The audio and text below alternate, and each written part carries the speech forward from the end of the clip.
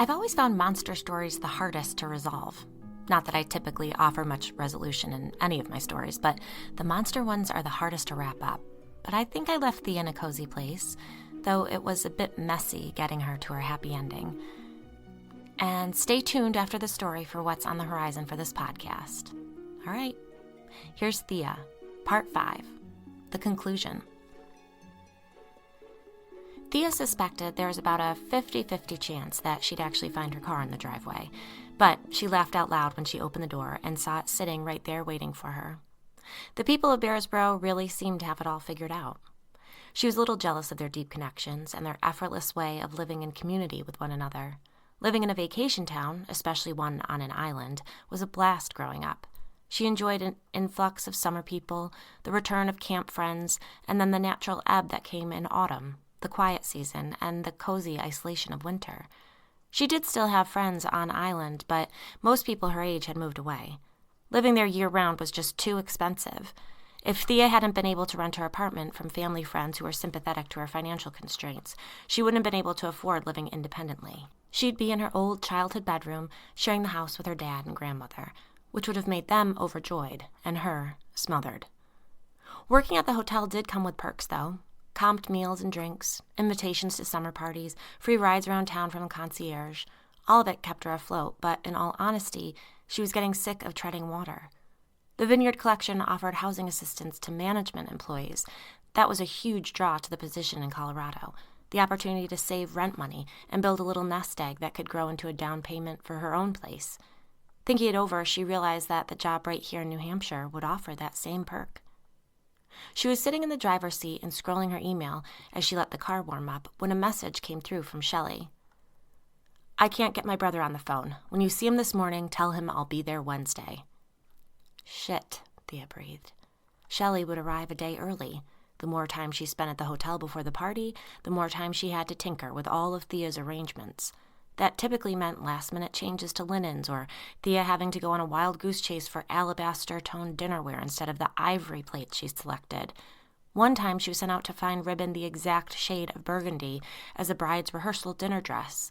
Begrudgingly, Thea had to admit that her boss's tweaks almost always resulted in a prettier, more seamless party design, but they also resulted in high blood pressure. She stared out the windshield, only half seeing the churning whitecaps on the lake as her to-do list scrolled through her mind. She still needed to hire additional waitstaff for the opening. Place cards had to be printed, the seating chart created. She could inspect the guest rooms just in case, and she should also meet with the chef one more time to truly finalize the menu. And that package with a gift bag still hadn't arrived. As she pulled out of the driveway, she was trying to think of a creative solution if those gift bags didn't show up in time for the party, but she struggled to come up with any good options. She couldn't deny that she was fuzzy from the night before. She blamed the exhaustion on indulging on that third pint of beer, but if she were being honest with herself, she had to admit that there was a deeper sense of unease beneath the hangover. She shook off the feeling of dread, blaming it on anxiety, and as she wound her way toward the hotel, allowed herself to imagine what it would be like to live in Bearsboro. If she were offered the job, would she accept it, or would she ask to remain in her current role? Continue traveling a couple weeks out of every month wherever there was a party that needed special attention, filling in for other event managers who were out on leave for their vacations or weddings? No, she realized. She would accept the job.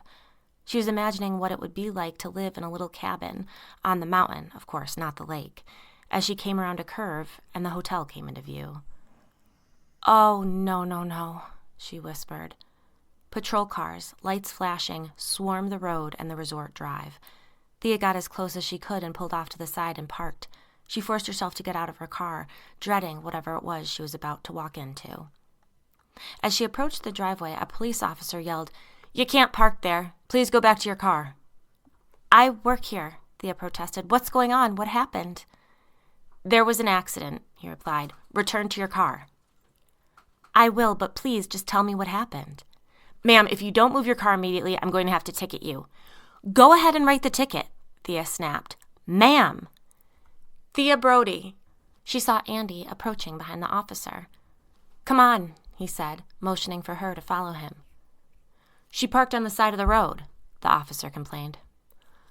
"Okay," Andy replied simply. What happened? Thea asked, scurrying to catch up with him. There was another attack, he said, just as his walkie-talkie static to life. Officer Crane, report to the scene. We need assistance constructing a tent before it rains.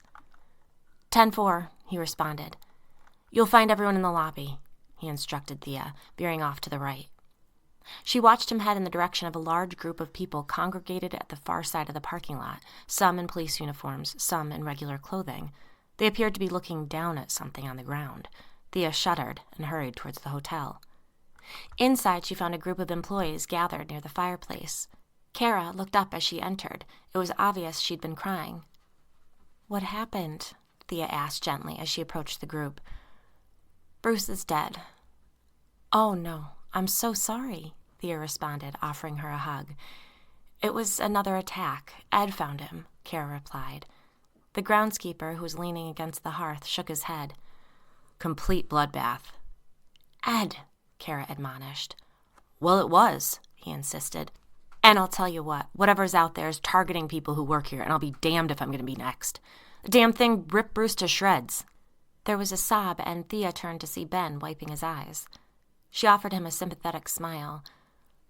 Tone it down a little, okay? She cautioned Ed, then asked, Did it happen this morning? He shook his head.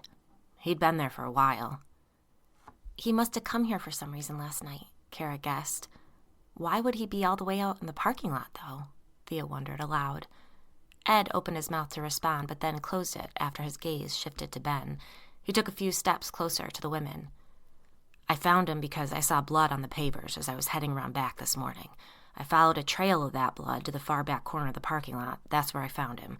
I suppose he was dragged and then left there. A bear wouldn't just leave him. They would... Kara began, looking green. You and I both know that it's no bear causing this trouble, Ed interrupted. It's a bear. Detective LeBlanc's voice caused Thea to jump. She turned to see the woman watching them, a look of disapproval on her face. I'm going to need to speak to each of you individually, get an idea of where everyone was last night and this morning. You saw all of us at Jack's party last night, Sophie, Ed snapped. The detective nodded. Right. I want to know everyone's movements after the party. Are you suggesting that one of us did that to Bruce? Ed demanded. Just then, Henry burst through the front door, trailed closely by Andy, who looked decidedly green. Henry met Thea's gaze. Morning, he offered with an apologetic smile. Sophie, if we could have a moment. The detective nodded and followed them over to the front desk. Kara, Ed, and Thea shared a look, a silent agreement to stay quiet so they could eavesdrop. The officials' voices remained frustratingly low, Henry doing most of the talking. Sophie looked increasingly alarmed while Andy fidgeted, looking as though he wanted to run out of there. Their voices rose. Sophie appeared to ask Henry a question, to which he shook his head. Then Andy burst out, loud enough for the entire lobby to hear, The bear's in worse shape than Bruce. Its head is hanging on by a thread. Henry closed his eyes and tilted his head back, letting out a long breath. You should tell them about what you saw at the lake, Kara urged Thea. Your cabin is pretty close as the crow flies. As the crow flies, Thea repeated. Like as a straight shot rather than taking the roads, she clarified. I know what it means, but... You have to tell them. You said you heard things outside of your cabin. What if the bear's coming in and attacking people, then laying low on that island offshore? Can't hurt anyone now, Ed surmised. Not without a head. Right, but what did that to the bear? Kara argued. Go tell them, she urged. Thea sighed and forced herself across the room. Hi, sorry to interrupt, but I heard you mention a bear and... She watched Henry shoot Andy a stern look. At my cabin, I've heard things at night. Something big seems to be moving through the woods, and then one morning I thought I saw something swimming in the water. A moose? Guessed the detective. No, it was swimming out to that island, and at first I thought it was a man, but then I realized it was furry, and I couldn't get the binoculars in time, so I lost track of it. Looking between his boss and the detective, Andy motioned to Thea. So it looked like a furry man. Don't start with that, Henry growled in a low voice. Then to Thea, why didn't you tell me this? I just didn't think it was anything, but Kara thought I should tell you, she said defensively. Henry's expression softened. I'm glad you told us. Sophie, if you stay to question these people, Andy and I will head over, see if we can find anything. It's as good a lead as any. Realizing she had no choice, Thea followed the men out of the hotel. Once on the front porch, Henry stopped short. He turned to Andy. I want you to go get the whaler. Meet us at the Cooper's dock. After I check the area around the cabin, we'll head out to that island. With a nod, Andy rushed down the front steps. Henry began to say something, then stopped when he took in the expression on Thea's face. He smiled. You don't have to go to the island with us. Oh, she said, trying to hide her relief. Sure, I'm sorry that I didn't mention all of this before. She followed him to a forest green Jeep. As they pulled out of the parking lot, Henry slowed to explain his plan to the officer who'd given Thea a hard time about parking her car on the side of the road. Radio if anything comes up. Andy and I will be at the Cooper's cabin, Henry explained. The man shot a look at Thea, but only nodded in response. I'm sorry about all of this, Henry offered as they pulled out onto the road. It's not your fault. Has anyone called Bruce's family? Sophie contacted them. I understand his sister is headed up now. Poor Shelley, Thea sighed. She's your boss, right? Thea nodded. The rest of the short drive was spent in silence, each of them lost in their own thoughts. As Henry parked in the driveway, he said, You head on inside. I'm going to take a look around the cabin. He didn't need to tell her twice. I'll put the tea kettle on, she said, before hurrying in. A fine mist had begun to fall, and the gray, roiling clouds overhead promised much more where that came from. She filled the kettle and took out mugs and tea, mostly just to keep herself busy. As she was about to turn on the stove, she reconsidered. Henry intended to go out to the island. He wouldn't want it now. She'd set the kettle to boil once they were back. Anxious energy set her pacing. She went to the side window, but didn't see him anywhere, so she folded the throw blanket on the couch and straightened the pillows. She was wiping down the kitchen counter when a knock on the back slider made her jump. She looked up to see Henry, waving at her. Hurrying over, she unlocked the door, letting in a rush of cold air. Have you been out here at all? Maybe to get wood from the pile at the side of the house? He asked. No, they have a winter's worth of it stacked inside. Why? There are tracks. When he didn't elaborate, she pressed. What kind of tracks? He stared at her for a moment, brow furrowed. Big ones. How about on the dock? Definitely not, she replied. Are there tracks there too? No, there's blood. She took a step out onto the deck without thinking, moving to the top of the steps. Craning her neck, she was able to see the dark stains on the wooden dock. Jesus, she breathed. What the hell is happening here? I don't know. He looked out at the water. There's Andy. Thea followed his gaze and saw a boat approaching. Maybe you should bring more people out with you. Maybe it's not a good idea to... He's coming in too fast, Henry interrupted, frowning. Thea agreed. He should be slowing. He was too close to shore. As they watched, they realized that Andy was waving an arm above his head. What is he doing? Henry muttered. He's pointing to something, said Thea. Henry moved his arms up and down, a signal for Andy to slow down. The boat did slow a bit, but the deputy continued to gesture. Thea turned in the direction he was pointing towards. The deck led out to a stretch of woods beside the cabin. She scanned the area, not seeing anything to worry about, but just as she was about to turn back to watch Andy, a massive black bear stepped out of the underbrush and into view. Henry, she whispered, grabbing his arm and slowly moving down the few steps to the dock. He followed, looking frustrated, but when he saw her face, he turned and saw what had frightened her. Slowly, he said in a low voice. Down the dock. Move slowly. The bear lumbered forward, its massive paws highlighted against the wooden deck. It lifted its head, sniffing the air. Thea and Henry backed down the dock. Thankfully, Andy arrived just in time. Instinctively, Thea hesitated to climb aboard, but she hopped right in when she saw the bear had moved to the top of the stairs and was watching them intently. I called it in. Ken and Jamie are headed this way, Andy reassured them, pulling away from the dock once they were both safely aboard. No, I have to get off this boat, Thea insisted, trying unsuccessfully to hide the panic in her voice. And go where? Andy shot back. I don't know, I have to get off the water. She crouched down on the boat deck, grasping the center console to remain upright against the rough water. Henry knelt down beside her. You are safe. We can't let you off right now, not with that bear out there.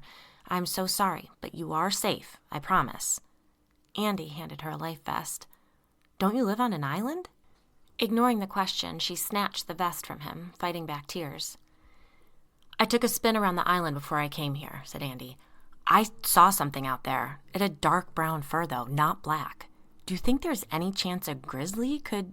There's no way, Henry replied, though he didn't sound convinced. Andy turned the boat towards the island and pushed the throttle forward. Thea closed her eyes and held on for dear life. She hadn't even noticed it was raining, but now that they were moving at top speed across the lake, the freezing water stung her face. I can't beach it, it's too rocky, said Andy. Henry dropped the anchor, and Andy hopped over the side into about 4 feet of water. Thea anxiously watched him wade toward shore. Wait here, Henry instructed. You have your cell? Call me if you see anything. I can't stay on this boat. He looked at her, then to the shore. And I can't let you stand out there on your own. You don't have anything to protect yourself with. Do you have an extra gun? Do you have a license? She shook her head. He smiled. Then no, you're safe here. What if that bear swims up to the boat? Without another word, Thea forced herself over the side and waded as quickly as she could to shore. Henry followed behind her. You go around that way, we'll go the opposite, Henry instructed Andy once they made it to shore. This isn't a big island. We'll meet up on the other side. If you see anything, radio immediately. I'll do the same. With a quick nod, Andy turned and started off. Stay close, Henry advised Thea. They moved along the shore slowly. It was rocky and uneven, the tree line coming very close, leaving only a few feet of beach. Her wet clothes clung to her, draining the heat from her body and making movement clumsy. Henry stopped abruptly. She'd been so intent on navigating the rocky terrain she almost stumbled into him. Do you hear that? He asked in a low voice. She listened. There was a knocking noise, but it was low and steady. What is it? Henry scanned the tree line. Come on, we can go through this way. In there? Thea screeched. But you said we were going to meet Andy on the other side of the island. It's either in there or back on the boat, he reasoned. I'm not just going to leave you out here alone. Fine, Thea grumbled. Once they'd made it past the tree line and some steep terrain, the forest proved more tolerable than being out on the coast. The tall, dense trees protected them from the worst of the rain, and the land evened out, allowing for quicker movement, though Thea's sneakers still squished uncomfortably with lake water. Henry stopped again, listening. The knocking had stopped, too. I can't tell where it's coming from, he said. We'll head for the center of the island. Onward they went, Thea still keeping her head down, watching carefully to avoid tripping over a tree root or errant rock. She was freezing, soaked, and anxious about having to get back on the boat, not even thinking about large predators, when Henry again stopped short. Don't move, he cautioned in a low voice. What is it? Shh, he said. There, he pointed ahead of them. Thea squinted, then gasped, stumbling backwards. Freeze, he cautioned, as the massive, man-shaped, hairy beast climbed slowly to its feet. That is not possible, she whispered. Take a step back, very slowly, Henry instructed. She did, and the Bigfoot, who had to be at least 8 feet tall, took 2 steps towards them. Stop, Henry corrected. We have to go. We can't just stand here, Thea begged. It looks like it's injured. It sort of limped. We can make it. Not sure I want to make that bet right now. What do you want to do? Just stand here forever, staring at each other? Give me a second, he hissed. It must be the one those people hit with their car. I thought you said it attacked them. It did, after they hit it. Then it probably doesn't like people very much, she reasoned. She took another 2 steps backwards. See, it's not moving. Henry snuck a look back at her, then followed suit. They managed to move back about 10 feet when the creature let out an ungodly roar. A wailing howl, unlike anything else Thea had heard, and nothing she ever wanted to hear again. They stood still, not daring to take another step. The Bigfoot, shoulders hunched forward, long arms dangling, their strength apparent even through thick fur, stalked forward with a noticeable limp. A stick snapped behind them, and they turned as one. Thea was certain she'd see another creature behind them, but it was Andy. "Stay still," Henry cautioned. "Are you all right?" the deputy asked. "We're fine, just getting a lay of the land here," Henry replied in a low voice. "It didn't like us backing up." Andy unbuckled his gun, took it from its holster, and lifted it in one smooth gesture. "Don't," Thea hissed. "Deputy Crane, drop your weapon," Henry instructed. "I have a clear shot." "We think it's injured," Thea argued. "Then I'll put it out of its misery," Andy snapped.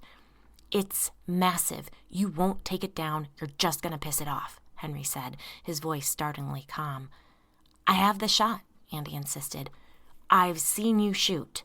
Lower your weapon," Henry demanded. Thea experienced the next moments in slow motion.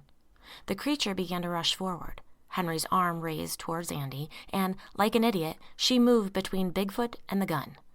She didn't do it consciously. She intended to simply try and convince Andy not to shoot, and then it was as if she had been hit by a train, a tiny painful train, right in her shoulder. And then she was aware that she was on the ground, and Henry was screaming at Andy, and Andy was screaming that he was sorry, and she was screaming at Henry. He wouldn't listen, but he had to. "Henry!" "Thea, I am so sorry," Andy yelled. "Call it in now," Henry ordered. "Tell them we need medevac." "They can't land here." "Call in an ambulance to the cabin. Tell them we'll meet the helicopter at the resort," Henry ordered. "Now! We've got to get her to the boat." He took off his jacket and pressed it onto Thea's chest, which was excruciating. "Hang in there." "Henry," she gasped. "I know this hurts, but you're going to be fine," he said. "Behind you." "What?" "Behind you." She saw the comprehension replace the thinly veiled panic in his eyes. Henry stood, just as Andy went to raise his gun again. Henry shoved him out of the way as the second Bigfoot charged them.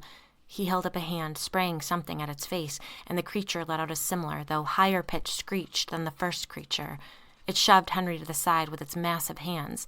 Yes, it had hands just like theirs, though the backs were covered with fur. Henry flew several feet, falling heavily on his side. Thea braced herself, but rather than attacking them, the creature lumbered towards its companion.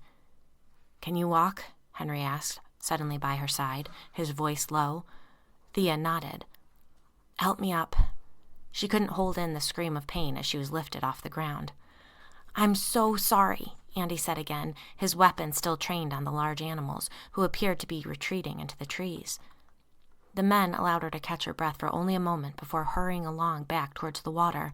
They made it through the woods without too much difficulty, but traversing the rocky, uneven coastline proved painful.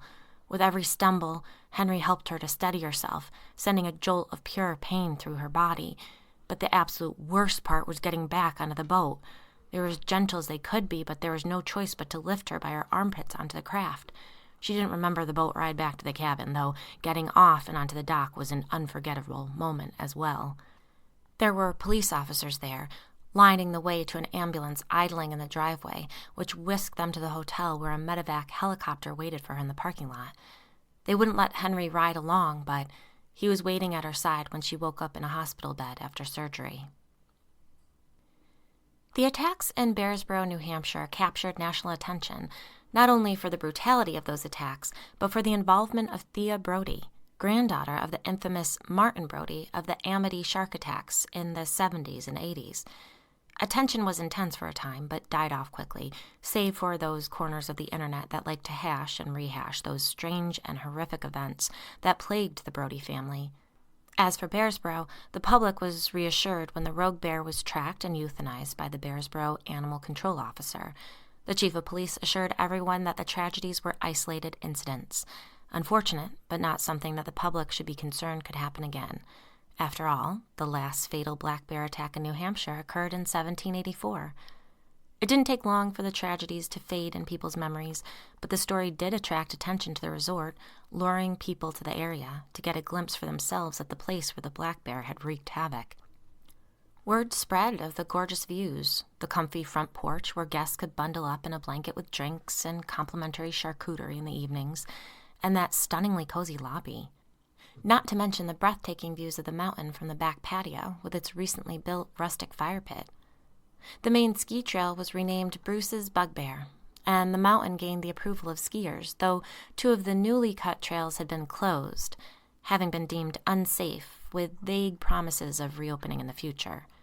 The re-renovated lodge became a sought-after wedding venue after a social media lifestyle influencer with a 7-digit following posted photos of her nuptials at the base of the mountain and the reception at the lodge. She attributed the success of the day and the comfort of her guests to the in-house events manager, Thea Brody. "I don't know what I would have done without Thea," she wrote in a lengthy caption beneath a batch of her wedding photos on Instagram. "She was my surrogate big sister, wedding godmother, and therapist, all rolled into one. Don't get married without a Thea by your side. She's every bride's dream." The wedding had been one of the most difficult Thea had ever coordinated. The bride was fickle and had difficulty focusing, changing her mind right up to the last minute. The groom was aloof and had to be coaxed into participating in many of the traditional beats of the wedding and reception, and his groomsmen were drunk frat boy types. But almost immediately after the post went live, a wedding was booked every weekend from July through November that year. At Thea's encouragement, Shelley promoted Kara to hotel manager. They worked together so well, and staff respected the young woman, and things at the hotel had gone smoothly since the horrific accidents of the previous autumn. Thea continued to decline Jack's persistent offers for sunset cruises, but she'd gotten used to living near the lake. She hadn't yet built up the courage to go on any hikes. The massive black bear they'd seen at the cabin that fateful day had most likely been hunting the Bigfoot who killed its mate. Fish and Game had been tasked with finding the animal, tagging it, and relocating it to the other side of the mountain. Fish and Game never did locate the massive black bear that Henry, Andy, and Thea said attacked them on the island. It was theorized that it may have drowned attempting to swim to the mainland, but they made up a little white lie, telling the public that it had been captured and euthanized. Thea turned off the ignition, adjusted the wool scarf around her neck, and stepped out into the soft breeze coming in off the water. Henry had asked her to walk around to the back of the house and meet him on his deck.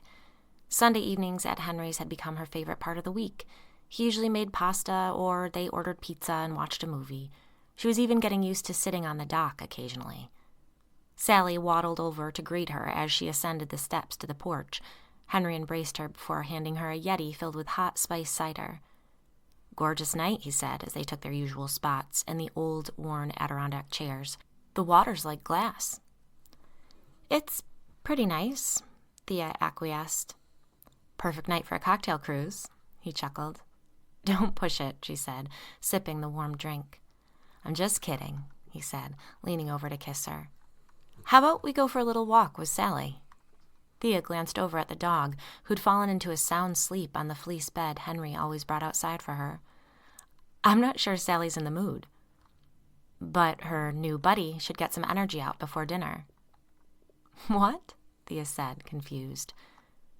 "Wait here," he instructed, smiling widely, his dimples shining.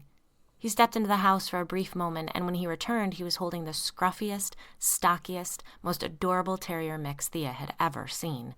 She gasped as Henry gently put the dog in her arms. "Shoot, sorry," he said, attempting to take the dog back. "Does this hurt your shoulder?" "No, I just can't get over how adorable he is. Where did you find him? Is he really yours?"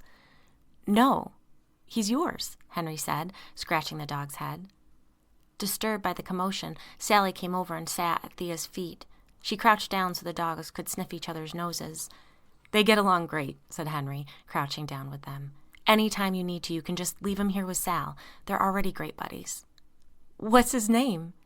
"It's Pippet, but the people at the shelter said because he's only a little over a year old, you could change it." "Pippet is perfect," Thea said. "Hi, Pippet." "You're sure this is okay? If it's too much, I can ask Liam and Jill if they'll take him." "Like hell you will," Thea laughed. "I love him. Thank you." "Well, there's one more thing," Henry said, his tone suddenly nervous. He reached over and spun the dog's collar around to reveal a ribbon. Thea stared at the ribbon, then at Henry, then back at the ribbon and the diamond ring hanging from it. "This has been the best year of my life," he said. "Will you marry me?" Thea placed Pippet next to Sally on the ground and wrapped her arms around him. "Yes!"